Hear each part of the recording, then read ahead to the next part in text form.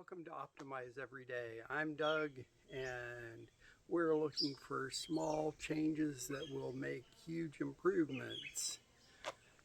So let's get on with this.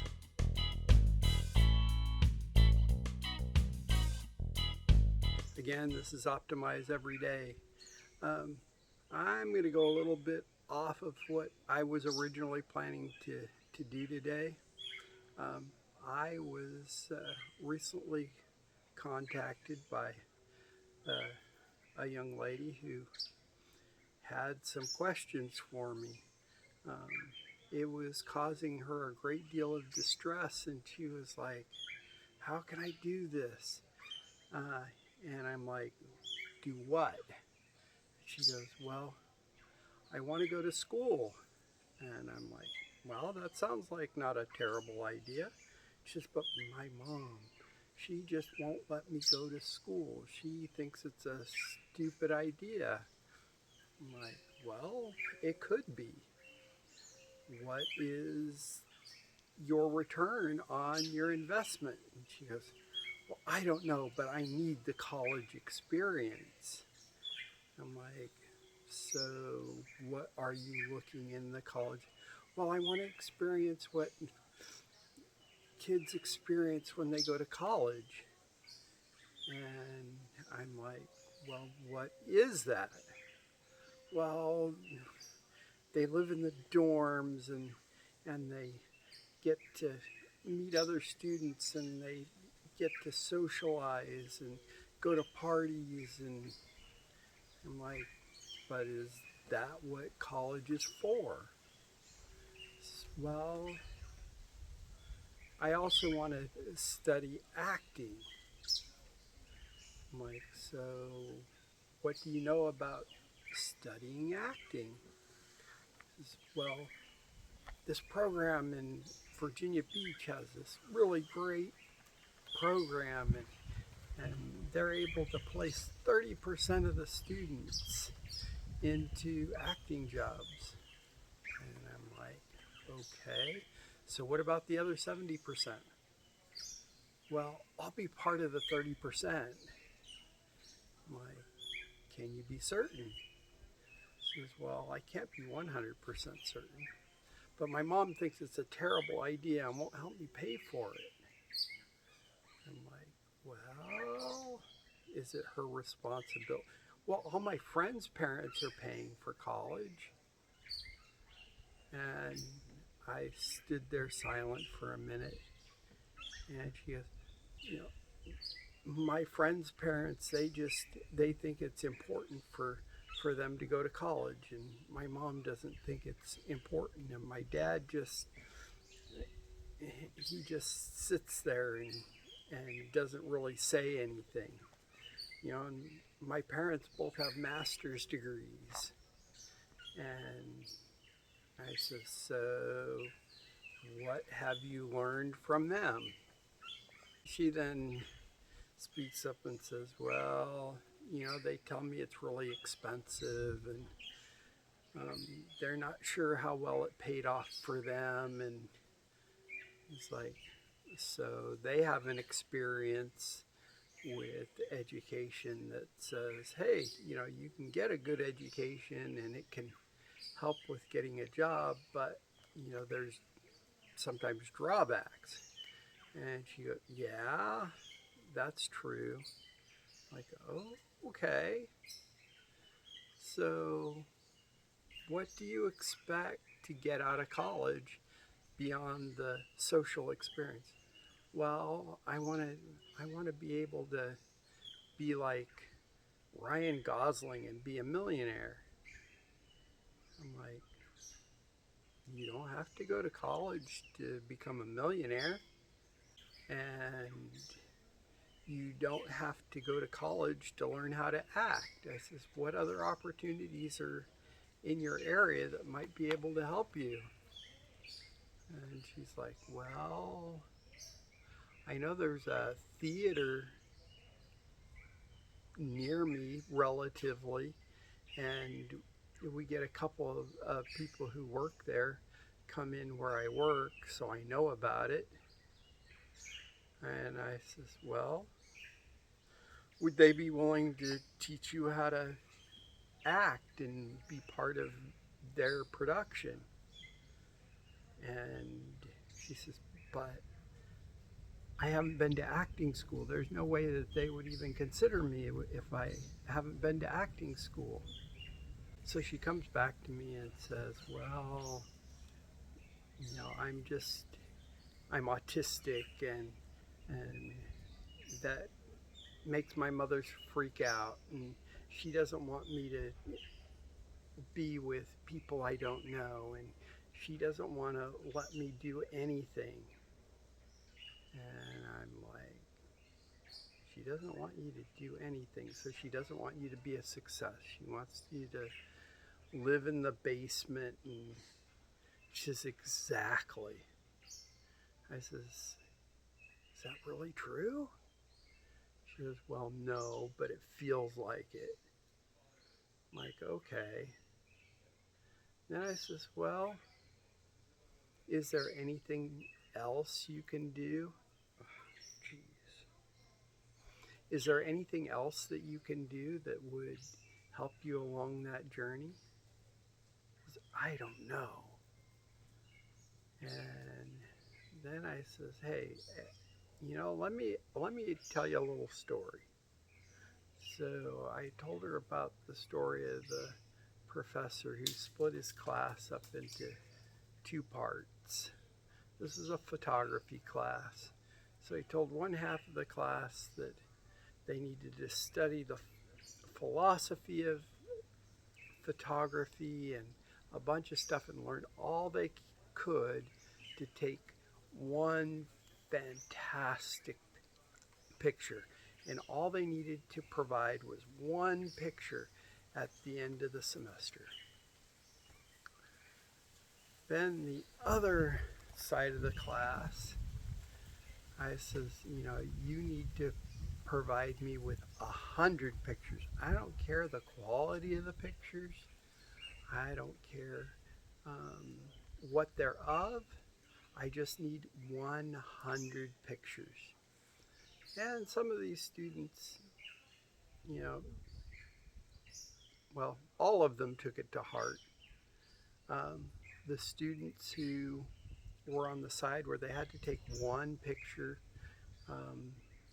they talked a lot about what it takes to be a good photographer,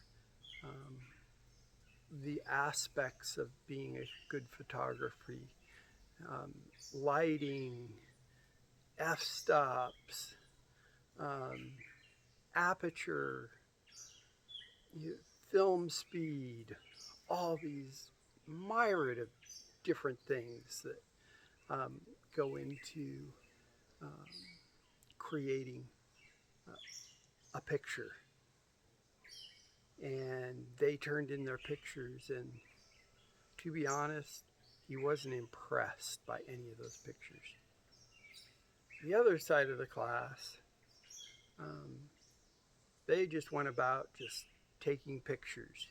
They took pictures of their hand, they took pictures of flowers, they took pictures of butterflies, they took pictures of people, they took pictures of buildings, they took pictures of anything and everything. They even took accidental pictures. And in the end, when they came forward and they provided their 100 pictures, when you looked at the quality of the pictures between the ones who turned in just the one picture and the ones who turned in the 100 pictures, the ones with the 100 pictures had way more pictures that were just absolutely stunning. And then I asked her, well, what does that mean to you? She says, well, I don't know. Maybe the people who took a lot of pictures just got more practice. And I says, well, there's some truth to that. And I says, think a little deeper. And she's like, you know I'm autistic, right? And I says, that doesn't make you stupid. She says, I know that. Um, he says, you know, people just always giving me the answers. He says, well, I'm sorry, but I'm not here to give you all the answers. You already have the answers, but maybe you need a little bit more guidance. I says, well, if you want to be good at anything, you need to practice it. You need to do it. You need to do it over and over. You need to do it where you're doing terrible, putting things out that plain and simple are not very good, and keep working. And eventually you'll get to the point where one day you're putting out amazing content and you're able to act well and do what you need to have a convincing act. And she just looked at me puzzled. Says, well, I don't have any influence on writing scripts or anything like that. And I says, well, you don't have to. But if you want to have a say and you want to have input, then work with the writers and come up with some input that will make it so that your job is easier when you're in the play or the show or on the YouTube channel or whatever it is. But it takes effort on your part. You can't just go, well, I'm going to do this and you know, whatever the results are the results, and I just don't have that much power or influence. The answer to that is wrong. If you don't ask for the right to have input, you're going to get no input. And even if they tell you, oh, you have no input, you still get a little bit of input because you're the one who's doing the part. And if you explain what your limitations are, they can build that into the script, and they'll ask for your input and help in developing the script if you offer the assistance. The long and short of this is when you're trying to improve, there's going to be roadblocks. It's not a straight road. It's a windy road, and sometimes you got mountains to climb, and sometimes it's going to be easy because it's going to be downhill. Some of those downhills are going to be really steep, and you're going to have to put on the brakes, or you're going to fly off and crash. You have to recognize where you're at. Slow down when you need to slow down. Speed up when you're able. Make sure that you're following the rules and staying within the limits, and do what you can to traverse the road successfully. And that doesn't matter who you are. It doesn't matter if you're autistic or you're a typical, just everyday person. Those skills are transferable to anyone. You just have to act and do it. And she just looked at me like I was crazy because she'd never had anyone be that blunt with her in regular life. She says, you sound like my fourth grade teacher. And I'm like, well, what influence did your fourth grade teacher have? He says, well, I couldn't read before the fourth grade. It's like, okay, so what changed? She says, well, that teacher knew I could read. I said, she knew you could read, but you couldn't read before then? No. This teacher helped me with the skills I needed to be able to read. And so what happened? Well, she gave me a fifth grade level book and told me I needed to read it. I'm like, so how did that go over? She says, well, initially not well. I'm like, okay. So how did you end up there? She says, well, she helped me have what I was looking for. Like, so what do you mean by that? Well, some days I wanted computer time, so I would hurry up and do my reading and my other homework so I could be on the computer. Some days I wanted to be outside, and she would let me go outside for a little bit after I completed my homework. She just mimicked what I was needing that day and not worrying what everyone else said that I needed to be on this strict schedule. And yet I wanted the schedule, but I wanted to be able to do the schedule the way I wanted to do it. And I says, well, with acting or anything else you want to do, there's some similarities there. In this case, you're having to provide your input on what you think is important and how you can achieve the goal that you have of being a good actor.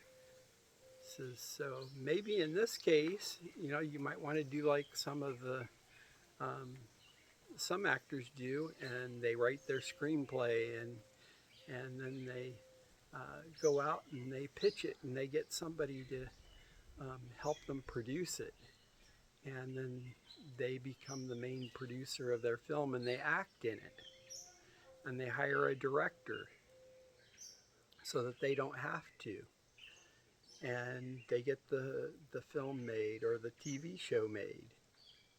Either way, their influence and what they want to accomplish is happening. They're getting the value of what they wanted to do.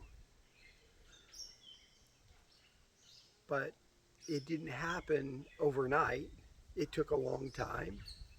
It took them small, tiny steps, and implementing those steps every day over a long period of time. And then one day they went from living in a basement somewhere to owning $1 million house that they paid for in cash. Those kinds of things can happen. They don't happen all the time, but they can happen when you put one step in front of the other, do one step at a time, and make it part of your life to continue your improvement daily and to make sure that you're following through. Create habits that help your improvement. Look at your life and then get rid of habits that aren't helping you, and get rid of the bad habits and create good habits to replace them. And after a bit of time, then you can be that rich person too. She looked at me and went, well, I still want to go to college, and nobody's letting me. And I says, well, that is an option. And if you really want to do it, there's a way to make that happen too. But when you have somebody who is being negative on that for you, it just makes your challenge a little bit more difficult, but the path is there. But you've got to figure out your path and what you have to do, because no two people are the same. So hopefully you can take this to heart. This is directed at Stephanie. Hopefully she'll see this one shortly after I post it. Again, this is Optimize Every Day. Like and subscribe. Please make comments if you feel so inclined. I do respond to all of them. If you have any good ideas, I'm happy to hear them. And thanks for watching. Have a great day. Bye all.